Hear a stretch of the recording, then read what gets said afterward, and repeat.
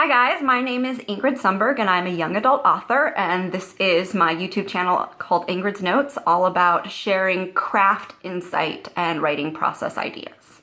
So today I want to talk about your heart theme. And this is something that is really the lifeblood of your work. It is something that is going to run through every story that you write, whether you're conscious of that fact or unconscious of that fact. So what is a heart theme? A heart theme is a specific idea or opinion about something that emotionally triggers you as a writer.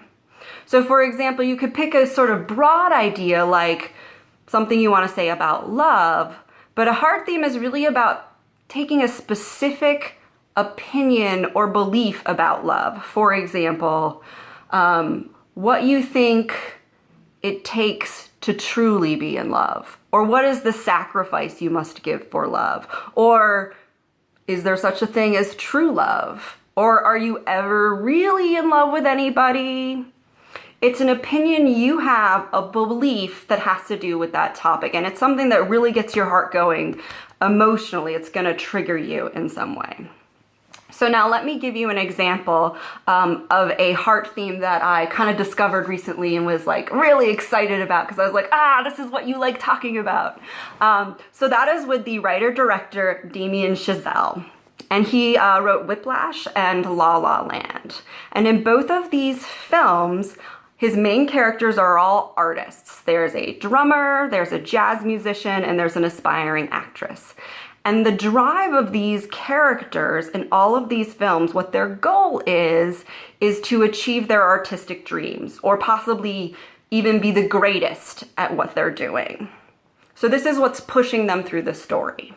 Now at the end of the film, and this is not really a spoiler, all of these characters to some degree achieve their goals of artistic success. But here's where the heart theme really comes in. What happens at the end is you, the viewer, learn a lesson. They're kind of a cautionary tale, because the underlying theme of both of these films is, yes, you can absolutely achieve your dreams. You may even become the greatest at it, but there's a price. There's something important you're gonna have to sacrifice to achieve those dreams. And it kind of gives me chills, right? The idea of I'm an artist, I want to achieve my dreams, but possibly there's going to be a huge price for that. And do I actually want to pay that price? I don't know. That gets me thinking as an audience member. This is something that really kind of gives me chills and resonates with me. And what's interesting about this is I'm certain this is something that resonates with the writer-director. And for the next films that he produces, I wouldn't be surprised if in some way this theme comes up again.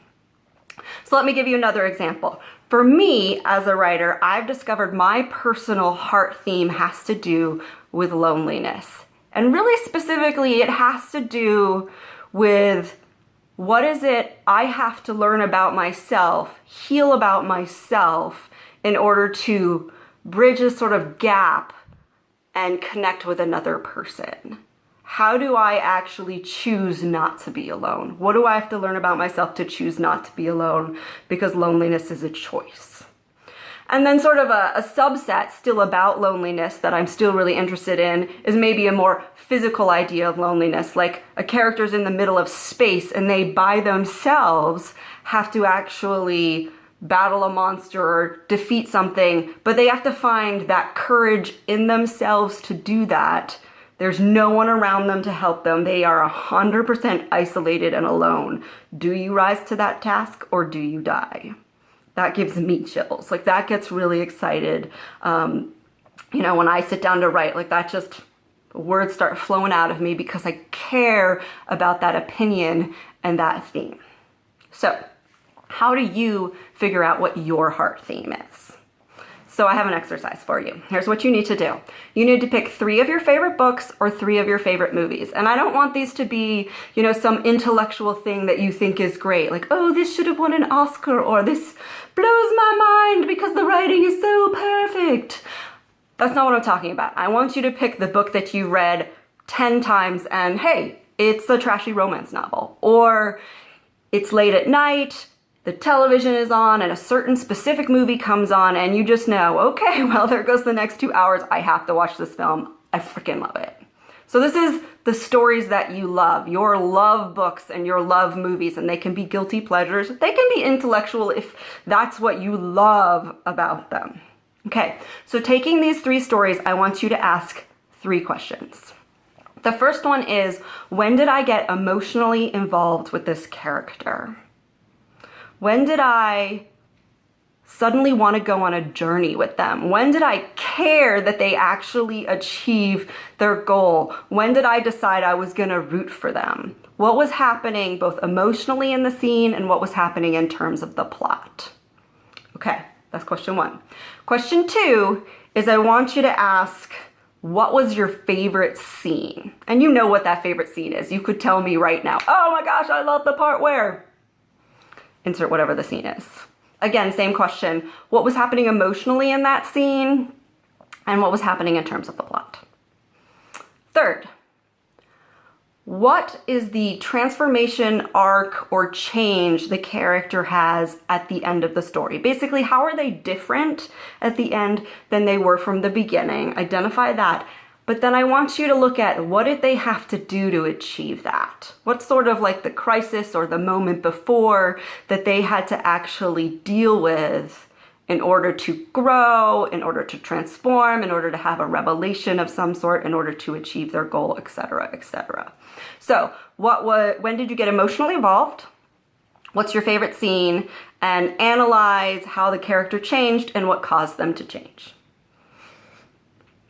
Okay, so after you have that, you have your 3 stories, you've answered those questions for your 3 stories. I want you to look for patterns. I want you to look for little emotional buzz elements that actually show up in all 3. So for example, for me, when I did that, I realized, oh wow, I really love to tell a story where somebody is an outsider and there's a group of other people around them. That came up again and again. And then I found, oh wow, my favorite scene is always the scene in which the character is practically shaking and bawling and they are all by themselves and they have to now do something, achieve something, help save people's lives or battle the monster, but they have to do it alone. No one's gonna help them. And that gets me chills, right? Because that's about that theme of loneliness and looking inside yourself at what matters and to you and who you are going to be and how you're going to be courageous to achieve something or not achieve something. So look for those themes. And it might at this point be something where all it is, okay, this is something about being alone. I'm not sure what I want to say about it, but clearly stories about loneliness really get me excited and give me shivers. And then look at your own work. Look at the works in progress or the things you've already published, whatever works you've already created, and see if some of those similar characters and thematic ideas are coming up again and again and again, because they probably will. Because this is your heart theme. This is the thing that pumps through your blood, gets you excited to sit down in front of your computer and actually write. This is the thing, is the reason you write at all, because you have an opinion and something you believe in about these ideas that you want to share, that you think are important to humanity, that you think share and tell and help us understand what it is to be human and how we want to live and how we want to connect, and that your stories are about that. So think about that and have a fabulous day.